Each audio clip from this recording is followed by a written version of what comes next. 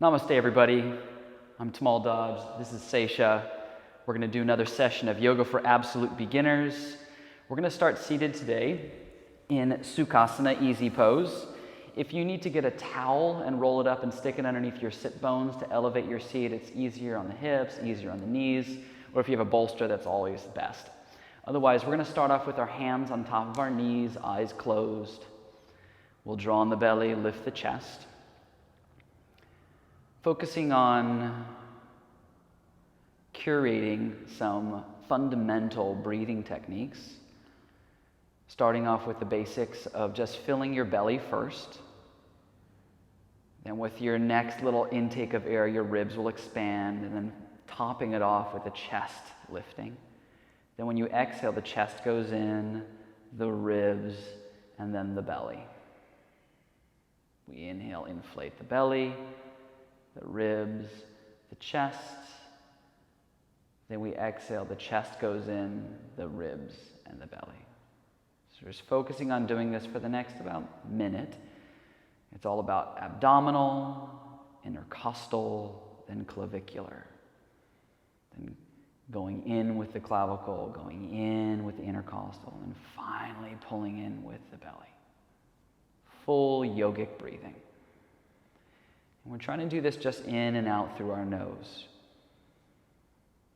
When we breathe through our nose, yes, we can control the breath a little more, but we start to tap into the olfactory nerve, mellowing out our central nervous system, bringing us into a place of calm.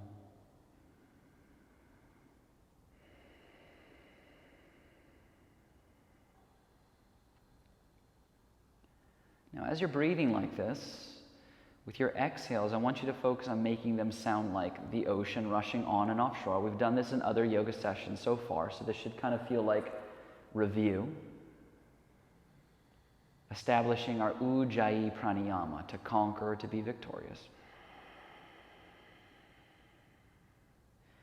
And if you have the capabilities, you can start to make your inhales also sound like the ocean or Darth Vader breathing. So it's like a call and response.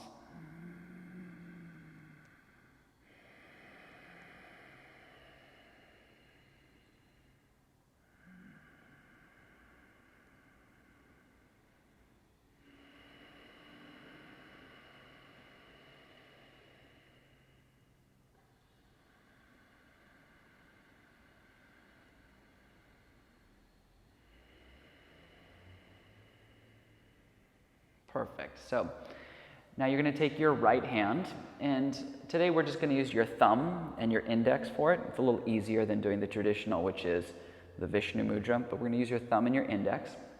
We're going to use your thumb to close your right nostril, and you're going to take an inhale through your open left nostril. When you hit the top of the inhale, use your index finger to pinch your open left nostril. So you're pinching both nostrils shut, and you hold your breath. When you hold your breath in yoga, it's called a kumbhaka, or retention. And then when you're ready, you release just the left nostril, or the right nostril rather, and you exhale out. You inhale through that same open right nostril.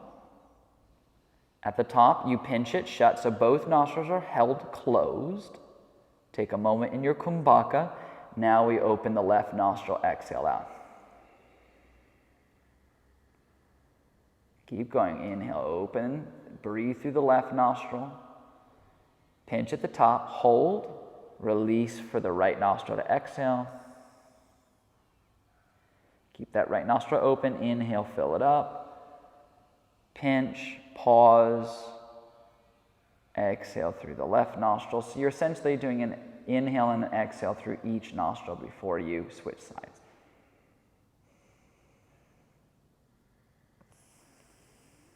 This is called Nadhi Shodhana, or alternate nasal breathing. It's very calming, very balancing to our bodies. –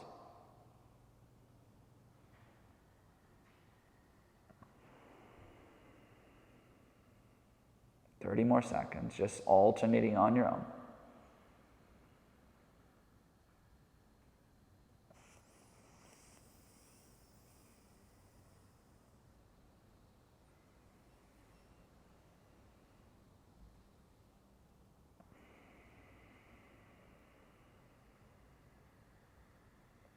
after your next exhale, no matter what nostril it is, release your hands. Let's take an inhale through both nostrils. And then out of your mouth. Again, inhale deeply. Out of your mouth. One more inhale. Let it go.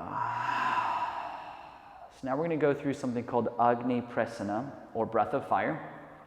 I like to call this like the yogi's cup of coffee because it's very stimulating. It makes you awake. But if at any point you feel lightheaded, just stop and you can just take some deep, slow breaths. We're only going to do it in 30-second intervals. And what it requires is doing sharp exhales through your nose. So you're thinking exhale, exhale, exhale the whole time.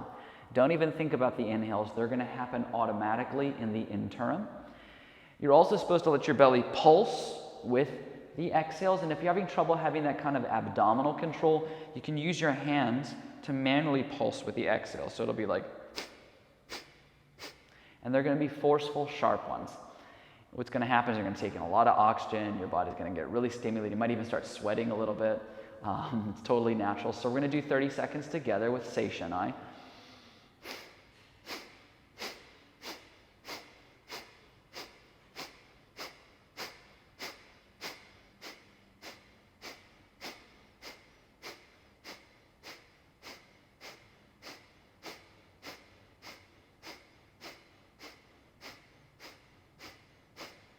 Take a big inhale through the nose, and then out of the mouth.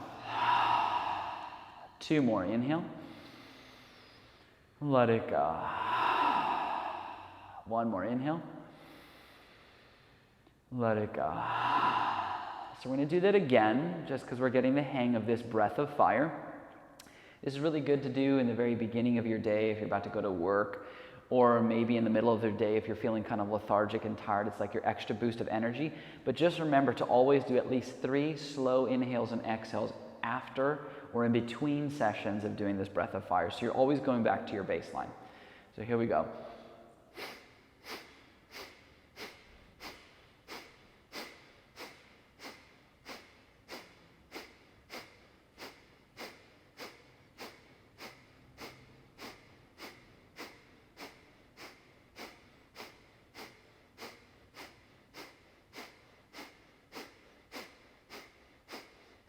Take a big inhale.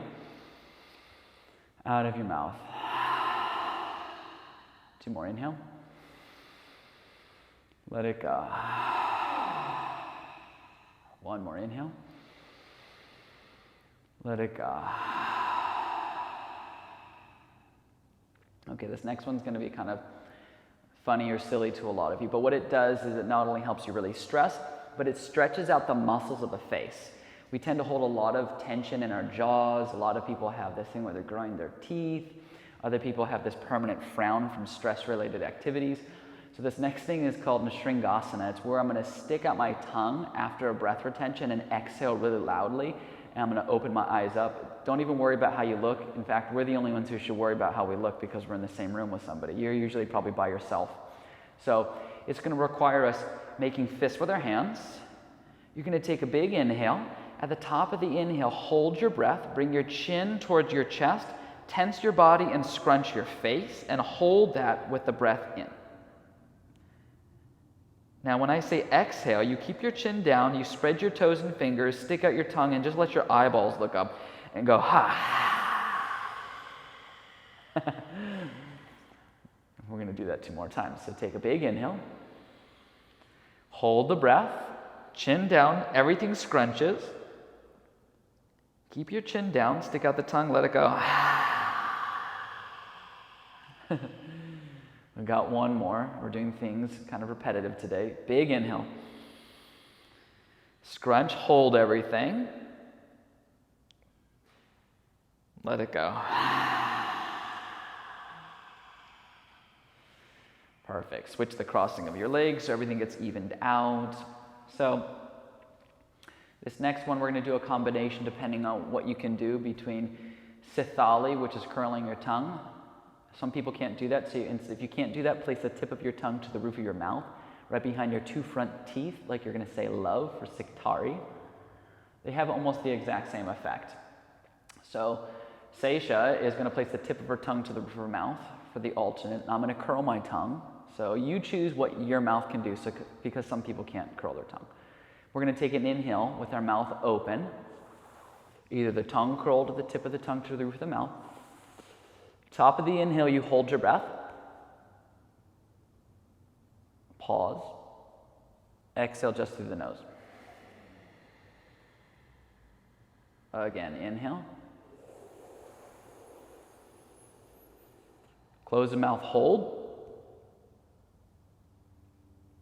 Let it go. You get the picture, 30 seconds.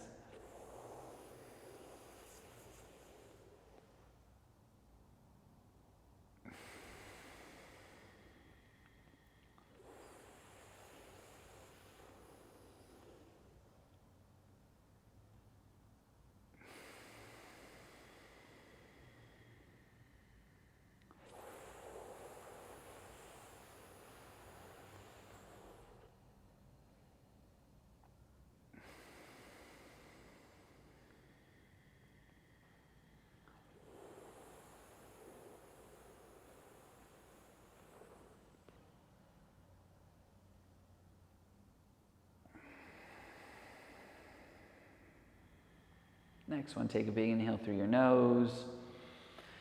Hold it at the top. Out of your mouth. Let's do 2 more to get back to our baseline. Inhale. Holding.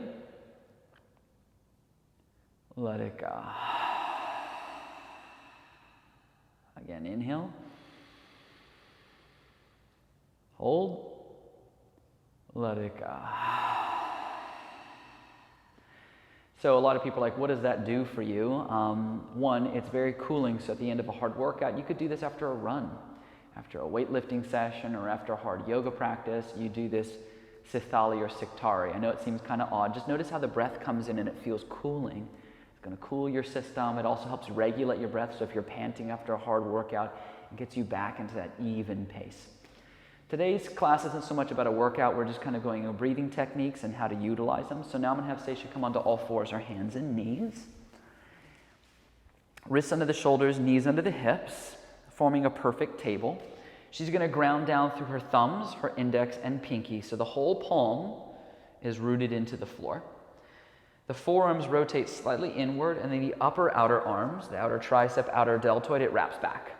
Because what people tend to do here is they let their elbows shine forward, other way, and their shoulders dip in. It's called an internal rotation. We don't want that. So you wrap your elbows and triceps back so the inner biceps move forward. That's externally rotating. It's very secure. Now, yoga, in essence, we're trying to do with this physical part is a harmonious integration of breath and movement. So cat-cows are a great way to learn how to sync your breath with your action. So on an inhale, you're going to lift your head and dip your belly for cow. Then as you exhale, your chin tucks in, your belly pulls in, you round in your upper back for cat. Very simple. Inhale, lift the head, dip the belly. Exhale, tuck and round. Inhale, lifting and dipping. Exhale, tucking and rounding. Let's have you do this on your own for the next minute. So you're really getting the hang of this integration of breath and movement. So much of the time when we do our normal exercise, whether it's running, whether it's lifting weights, whatever it is, we tend to take our breath for granted, and it just becomes this thing that is automated. But when we pay attention to how we're breathing and how much we can utilize it, not only in our yoga practice, but in every facet of our life. Even at work, when we're stressed out, we tend to hold our breath. We tend to constrict it. And that just makes us more stressed, and anxiety builds even higher. So learning how to control it, learning how to be mindful of our actions with our lungs, just enhances our overall well-being and state of mind throughout life. So now we're going to come to a flat neutral back. We're going to do the same kind of cat-cow movement with something a little more involved. She's going to extend her right leg back, hovering in space. We'll dorsiflex the right foot and spin the right inner thigh to the sky. Take an inhale. And as you exhale, bring the knee to the nose and round in your upper back. Then inhale, extend the leg back, lift your head up. Then exhale, knee to nose, round it out. Inhale, extend the leg back, head lifts. Exhale, knee comes in, and we think cat on your own. So it's the same thing we were doing before, but now we've incorporated this leg extension, which is now going to utilize mobility in the hips. It's going to start to ignite your abdominal region a bit. We're starting to fire the pectoralis muscles, also creating this wonderful flexion and extension of the spine, creating more mobility in our vertebrae. And not to mention, we're learning how to use breath with movement, breath with action. So now Seisha's going to have the leg extended back, and then she's going to reach her left arm forward in a handshake fashion. So those were the movements we do with breath when we're continually in motion, right? Now we're in something that's static. What do, right? It's very simple. We learn just to breathe in and out. You don't have to think about syncing it with lifting a leg or that. We're holding something. Just like if we're at work, we're at a computer sitting there, right? Or whether we're standing at a line in a grocery store at a bank, we're just standing there, right? So learning how to breathe in our life, learning how to breathe into a pose versus just letting it be non-existent or obsolete. Inhale deeply, exhale deeply. Find that ujjayi, that audible sounding breath. Let it be your current here. Take an inhale, then exhale, set it all down. Extend the left leg back in space. Take a big inhale, and as you exhale, knee to nose, round like a cat. Then inhale, extend it back, lift the head up. Then exhale, knee to nose, rounding. Inhale, extend it back on your own. So you're starting to connect the dots of what we're talking about here. We're learning how to utilize the breath in our actions when it's motion and movement oriented. And then also learning how to just be mindful of our breath when we're not doing much. We're just holding something, whether it's intensely physical or whether it's like sitting, watching TV or standing in line or whatever it may be. Let's meet with the leg extended back. Let's reach the right arm forward. Here's the static posture. Think about your breath. Think about how you can make yourself hear it, feel it. Notice how it heightens your awareness.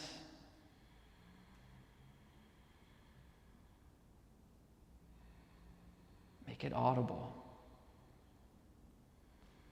Take a big inhale, then exhale, set it all down. You're going to sit to the side. So those are some basic examples for now. We're going to do one more little exercise here just to kind of drive the point home. So this is an exercise I like to do in yoga teacher trainings. I want you to take a moment to close your eyes, and I want you to look for the quietest or softest sound in the room. Find the most insignificant sound in the room, something that you normally would miss.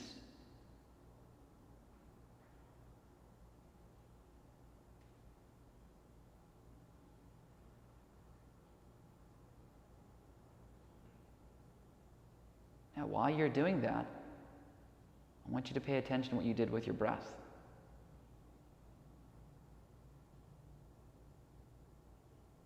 It's probably almost non-existent. You probably drew it out so much to the point where it almost disappeared, almost like you're holding your breath. And what this tells us is that our breathing changes our awareness of things. We're trying to find the quietest sound, we almost stop our breathing. We become hyper-focused, right? We draw the breath out slow and deep, right? There's things in yoga where we're supposed to make things super slow and deep and rhythmic. Notice when you're scared or you're anxious, we tend to pant. It's like see a dog when it's gone on a long walk, it pants. We tend to do that, and it makes us think irrationally and too fast, and the methodical nature about how we normally would operate just goes out the window. So our pranayama, our breathing, is a valuable tool for us to heighten our own awareness, to make us get more out of a workout, to strengthen our lungs, and to help us manage anxiety and stress. And those are just a couple of the amazing check boxes that we can add in.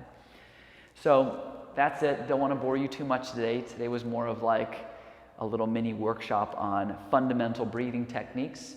Hopefully you can take some of these out into your life and into your world. Until next time, this was another session of Yoga for Absolute Beginners. Thank you so much.